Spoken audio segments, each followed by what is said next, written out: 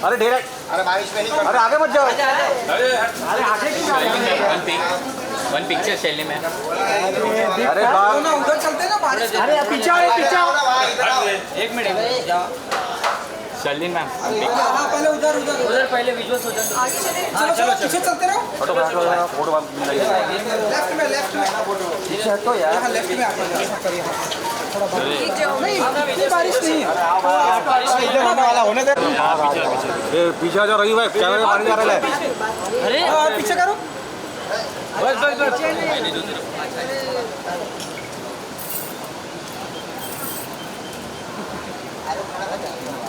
के साथ लेना है ट्रेन।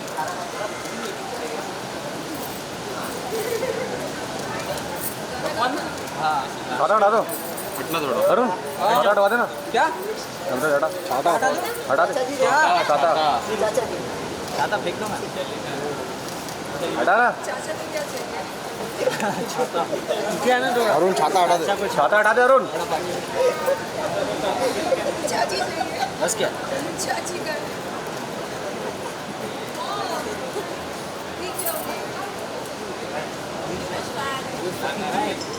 निकाल दो मैम हमारे कैमरे भी।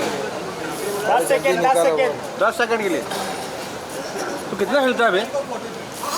अरे रुक जाओ। अरे फैंस बाद में। अरे फैन पापे हटा बढ़ाओ। पहले विजुअल। अच्छा कौन कौन यूज कर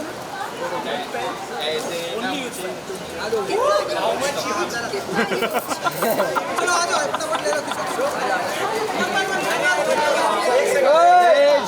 ये बेटा ये ये तो इतना हिलता है सबसे ज्यादा।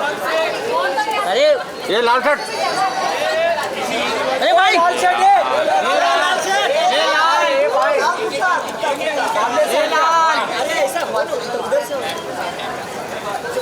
ये लाल तेरा फोन हटा। हो गया अभी अंदर चले। हाँ भाई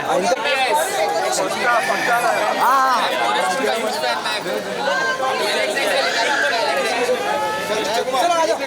कब लेगा? कितनी बार लेगा? पहले अच्छा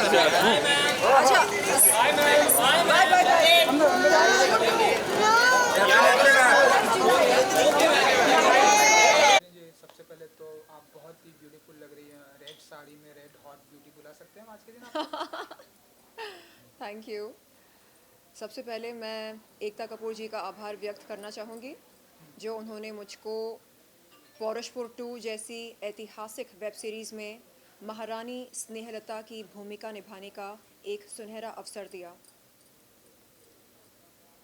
अब मैं ये जानना चाहती हूँ कि आप में से कितने लोग चाहते हैं कि शर्लिन चोपड़ा खुदकुशी कर ले? अगर कोई चाहता है तो अपना हाथ ऊपर करे और मुझे बताए कि मेरा शुभचिंतक कौन है। कोई नहीं चाहता। दरअसल बात यह है कि आए दिन मैं देख रही हूँ कि कुछ मीडिया के लोग अभद्र हेडलाइन बनाकर मेरे बारे में मनगढ़ंत बातें लिख रहे हैं। मेरी इज़्ज़त को उछालने की कोशिश कर रहे हैं, इज़्ज़त की धज्जियाँ उड़ाने की कोशिश कर रहे हैं। तो मैं आप तमाम मीडिया वालों से कहना चाहूँगी कि किसी भी महिला को, चाहे वो पुलिस अफसर हो, लॉयर हो, डॉक्टर हो, काम वाली बाई क्यों ना हो, बाजारू औरत क्यों ना हो, किसी भी महिला को इस कदर जलील ना करें कि वो मजबूरन आत्महत्या करने के बारे में सोचे।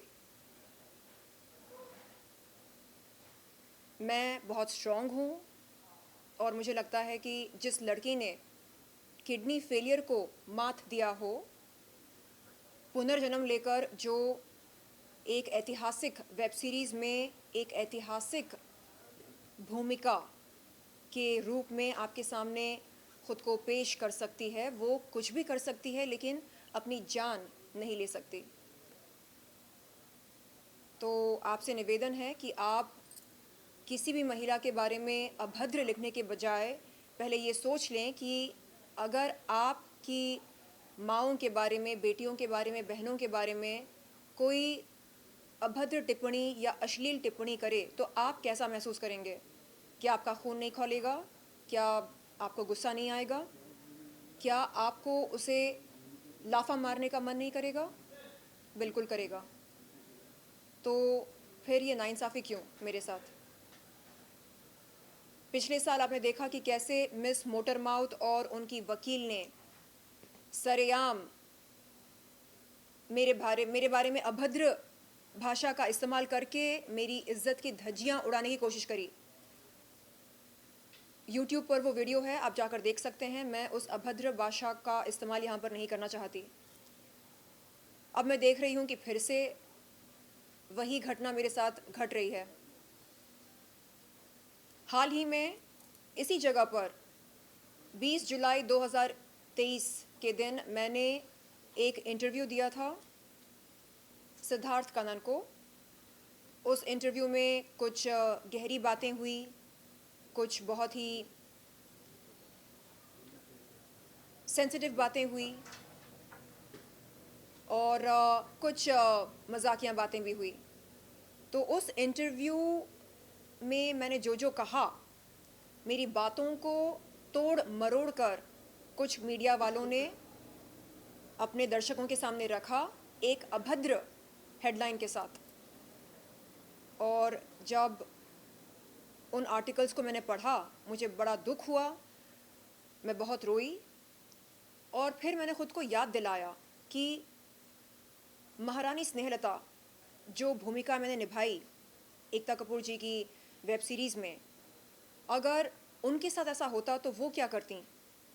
मुझे याद आया कि कई जुल्म सहने के बावजूद महारानी स्नेहलता अपने लक्ष्य के बारे में भूली नहीं। उनकी नज़र उनके मंजिल पर, उनके लक्ष्य पर टिकी रही। तो मुझे क्या करना चाहिए? मुझे भी अपना फोकस अपने मंजिल पर रखना है। मेरी मंजिल क्या है? मेरी मंजिल है बॉलीवुड फिल्म इंडस्ट्री में बेहतरीन अदाकारा बनना। तो उस मंजिल पर मुझे अपनी नज़र टिकाए रखनी है, चाहे कुछ भी हो जाए। तो इस अद्भुत भूमिका को बार बार लगातार याद करके मैं इस भूमिका से प्रेरणा लेती रही और मैंने खुद को याद दिलाया कि कैसे मैंने किडनी फेलियर को मात दिया, कैसे मौत के मुंह से बाहर निकलकर मैंने पुनर्जन्म लिया। तो जो लड़की इतनी स्ट्रॉन्ग होती है असल ज़िंदगी में, उसे क्या कोई अभद्र न्यूज़ आर्टिकल परेशान कर सकता है? क्या मुझे विचलित कर सकता है? नहीं। और अगर मैं ऐसे अभद्र आर्टिकल्स को खुद को विचलित होने दूं, तो फिर जीना मुश्किल हो जाएगा। दरअसल बात यह है कि सिद्धार्थ कनन ने मेरे सामने एक 15 या 16 साल पुराना इंटरव्यू का जिक्र किया और उस इंटरव्यू में जो बात मैंने कही थी, उस बात को मेरे सामने रखकर पूछा कि क्या मैं उस बात के बारे में कोई टिप्पणी देना चाहूँगी, क्या कोई क्लैरिटी देना चाहूँगी। तो मैंने कहा कि उस समय मेरा रिश्ता हैदराबाद के एक बहुत बड़े पॉलिटिशियन के बेटे के साथ था और उस रिश्ते में मैं नाखुश थी, क्योंकि उस रिश्ते में रहकर मुझे ऐसा लगने लगा कि मेरा प्रेमी सिर्फ़ और सिर्फ जिस्मानी ताल्लुक़ात में दिलचस्पी रखता है, प्यार, इश्क, मोहब्बत में नहीं। और जब मुझसे पूछा गया कि मैं कैसा महसूस कर रही हूँ, तो मैंने कहा कि बिल्कुल वैसे महसूस कर रही हूँ मैं जैसे एक महिला महसूस करती है कॉम्पेंसेशन लेकर जिस्मानी ताल्लुक़ात के बाद। तो उस तरह का मेरा अनुभव रहा, ये मैंने बयान किया था। उन्होंने पूछा मतलब क्या? तो मैंने कहा कि जब किसी महिला को किसी जिस्मानी ताल्लुक़ात के लिए कोई कॉम्पेंसेशन मिलती है, वो कैसा महसूस करती है? क्या वो ये सोचती है ये I am on top of the world? नहीं, वो जिस तरह महसूस करती है बिल्कुल वैसा ही मेरा अनुभव रहा उस रिश्ते में रहकर। तो ये मेरा कहना था, और मेरी इस कही हुई बात को तोड़ मरोड़ के एक अभद्र हेडलाइन के साथ, एक बहुत ही भद्दे हेडलाइन के साथ पेश किया गया। तो मैं ये सोचती हूँ कि क्यों किसी महिला को जलील होते हुए देखकर हमें मज़ा आता है, क्यों? और अगर मज़ा नहीं आता है तो इसका मतलब ये है कि हमारे अंदर का ज़मीर ज़िंदा है, और अगर मज़ा आता है तो कहीं ना कहीं हमारा ज़मीर या तो अधमरा है या मर चुका है। तो आप सबसे ये विनती है कि किसी भी महिला को आप इस कदर जलील ना करें कि वो कोई गलत कदम उठाने पर मजबूर महसूस करे। और फिर से मैं धन्यवाद देना चाहूँगी एकता कपूर जी को, जो उन्होंने इतना अद्भुत रोल मुझको दिया, महारानी स्नेहलता। कल अगर महारानी स्नेहलता के बारे में मैं ना सोचती तो शायद कुछ गलत कदम उठा बैठती, क्योंकि कल मैं बहुत रोई, बहुत छोटा महसूस किया मैंने ख़ुद को। मेरे ख्याल से कोई भी लड़की मेरी जगह होती तो बिखर जाती, टूट जाती, लेकिन मैंने ख़ुद को बिखरने से रोका, टूटने से बचा कर रखा, क्योंकि मैं ख़ुद को बार बार याद दिलाती रही कि नहीं, कोई भी गलत कदम नहीं उठाना है, ऐसा कुछ नहीं करना है जिसके चलते मेरे घर वालों को तकलीफ़ होगी नहीं होगी ये बात की बात है, जिससे उन तमाम महिलाओं का हौसला टूटे जो कुछ ना कुछ मानती हैं मुझको, जिन्हें लगता है कि हाँ, अगर शर्लिन चोपड़ा ज़िंदगी में आगे बढ़ सकती है तो हम भी आगे बढ़ सकते हैं। तो ये सब ध्यान में रखते हुए मैंने कल ख़ुद को टूटने से बचाया।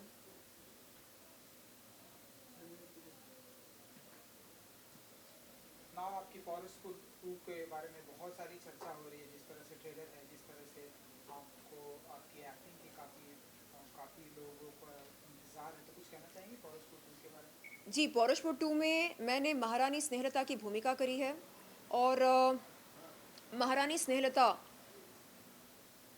एक कमाल की महिला हैं।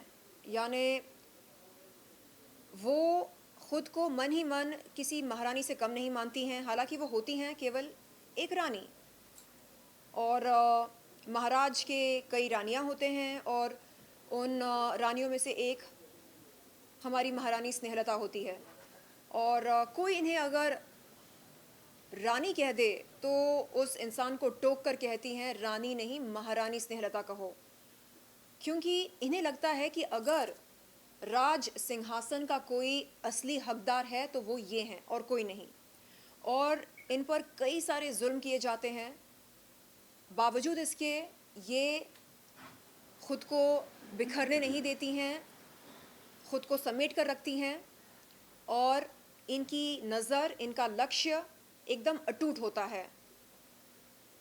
इन्हें किसी भी हालत में राज सिंहासन पर बैठने का अधिकार प्राप्त करना होता है, और वो अधिकार क्या वो प्राप्त कर पाती हैं या नहीं, अंत में क्या वो विजयी होती हैं या नहीं, ये पौरुषपुर 2 कहानी का मूल बिंदु है। Man, as you said, nobody should say anything indecent about any woman or a girl. जी। लेकिन आपको क्या लगता है कि किसी लड़की का या किसी औरत का अच्छा इमेज है तो क्यों कोई गलत बात बोलेगा? You know, it's the kind of image a person makes, मतलब ग्लैमरस इमेज बोलिए या बोल्ड इमेज बोलिए। जी। अभी हाल ही में उर्फी से एक बुजुर्ग ने बोला कि आप देश का नाम खराब कर रही हो, तो वो किसी दूसरे को नहीं बोलते हैं इस तरह की बातें, तो आपने सोचा कि आपका इमेज रिस्पॉन्सिबल होता है इस चीज़ के लिए? देखिए, अगर मैं लो नेकलाइन चोली पहनती हूँ, इसका मतलब ये तो नहीं कि मैं आपसे ये कह रही हूँ कि आइए और मेरा बलात्कार कीजिए। तो ऐसा मतलब निकालने वाले लोग होते कौन हैं? क्या वो समाज के ठेकेदार होते हैं? अगर हम अपने हुस्न को दिखा रहे हैं, अगर हम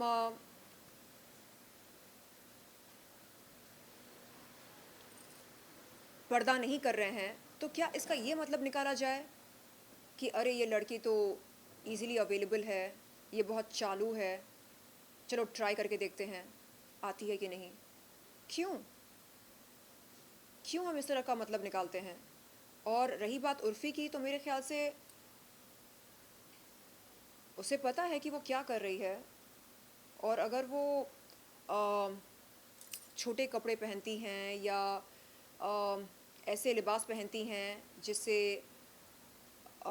लोगों का मन उत्तेजित हो जाए, तो क्या ये गलत है? हम क्यों भूलते हैं कि हम भारत देश में रहते हैं, वो देश जिसका नाम लैंड ऑफ कामसूत्रा कहा जाता है।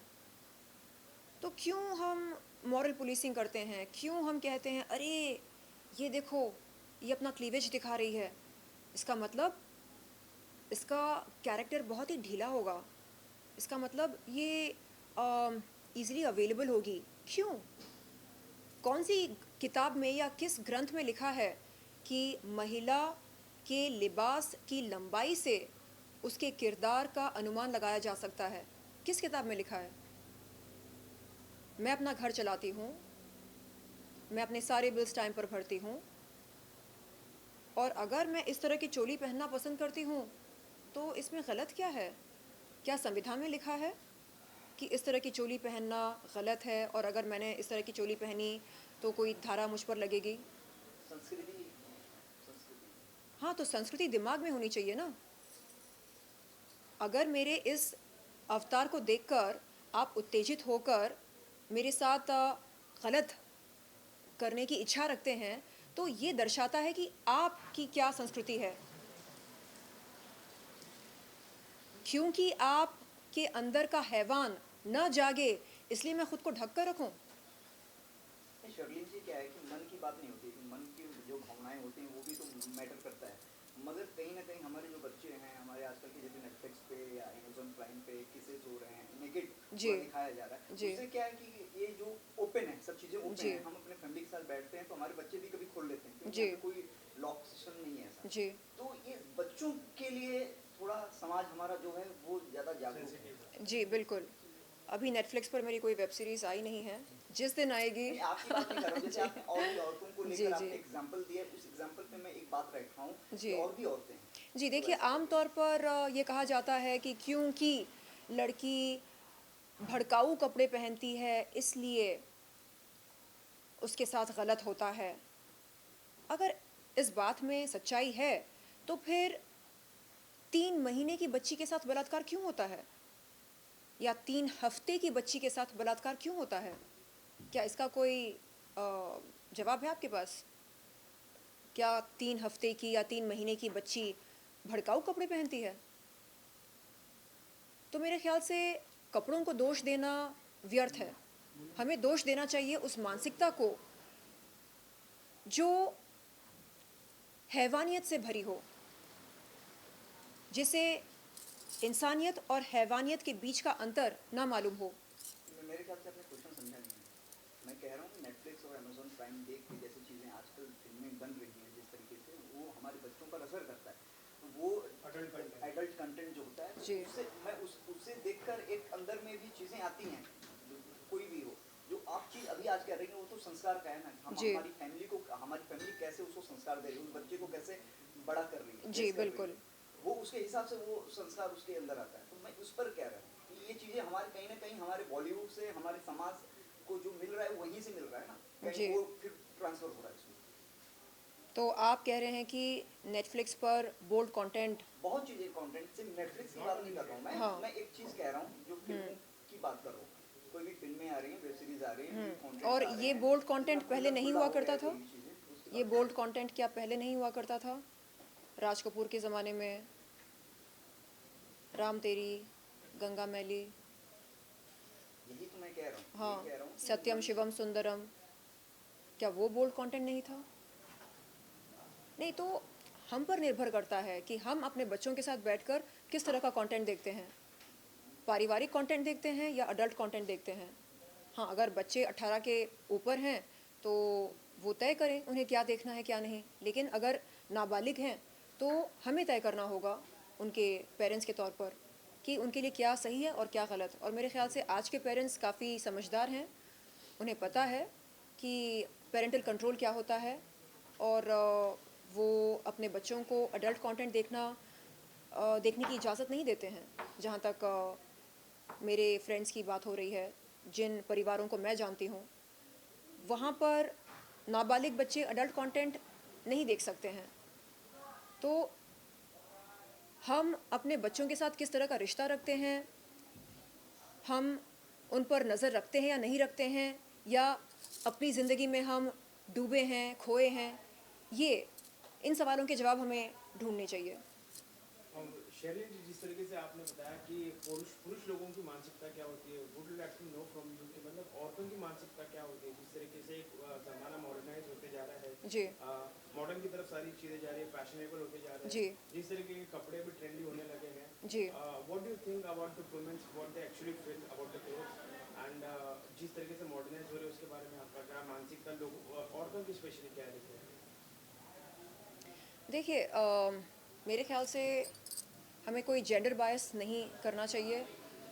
महिला के लिए अलग नियम, पुरुष के लिए अलग नियम, ऐसा कुछ नहीं होना चाहिए। ये समाज हम सब के लिए है, महिलाओं के लिए भी है, पुरुषों के लिए भी है। और आम तौर पर महिलाओं के साथ छेड़खानी होती है, ये मैंने देखा है।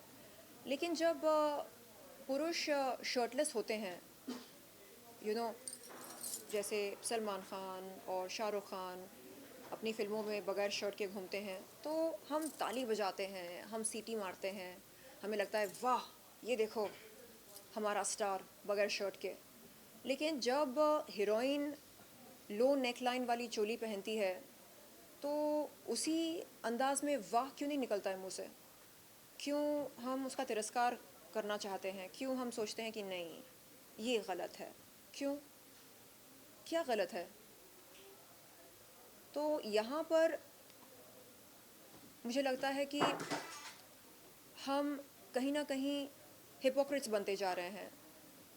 ये दोगलापन समाज के लिए अच्छा नहीं है। Thank you ji. लास्टली की आउटपुट आ रही है फैंस को, अगर आप कुछ कहना चाहें। 28 जुलाई के दिन पौरुषपुर 2 रिलीज़ होने वाली है ऑल्ट पर, और मैं चाहूँगी कि आप जल्द से जल्द ऑल्ट सब्सक्राइब करें और पौरुषपुर 2 और इस तरह के गज़ब, एक्साइटिंग, इंटरेस्टिंग वेब शोज़ देखें, इन तमाम शोज़ का लुत्फ़ उठाएं। और मैं कहना चाहूँगी कि जो लोग ये कहते थे मेरे बारे में कि अरे ये तो एक पिन अप गर्ल है, इसको तो सिर्फ बिकिनी पहनना आता है, इसको तो सिर्फ जिस्म की नुमाइश करना आता है और कुछ नहीं, वो ख़ास तौर पर वो लोग ज़रूर पौरुषपुर 2 देखें और देखें कि हमने महारानी स्नेहलता की भूमिका किस अंदाज से निभाया है और क्या हमने उत्तम काम किया या सर्वोत्तम, आप बताइएगा। धन्यवाद। So much. हाँ क्या हो? हाँ हाँ रुक जाओ ना, वो फिल्मी ज्ञान का जी जी कर लेंगे। जी। प्रभात मैं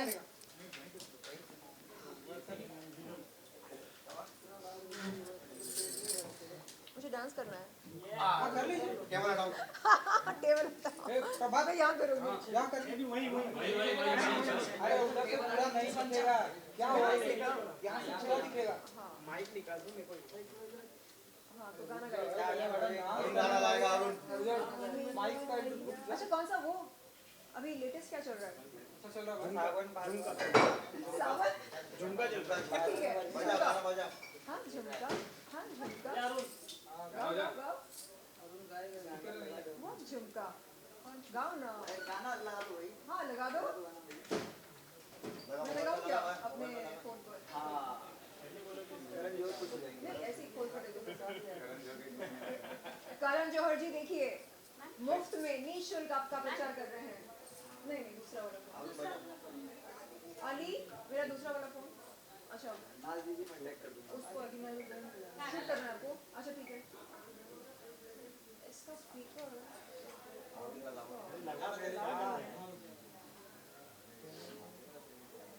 बहुत झुमका। हाँ ये अच्छा बज रहा है भाई। ये बोल दे। कौन सा दिखाओ? हाँ ये बोल दे चल। दिखाओ।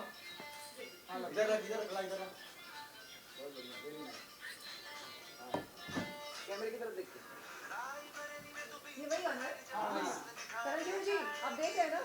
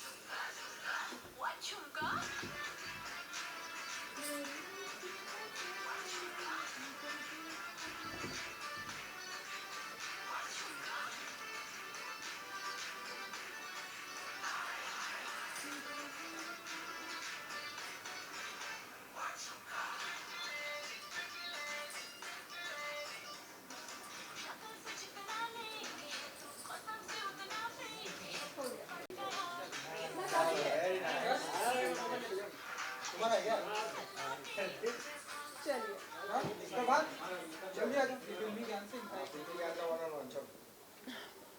पीछे पानी का बॉटल चलो भाई लाइट बंद आपको भी कुछ करना है लाइट बंद कर भाई अच्छा यार फिल्मी का अपना लाइट लेके आए हमारे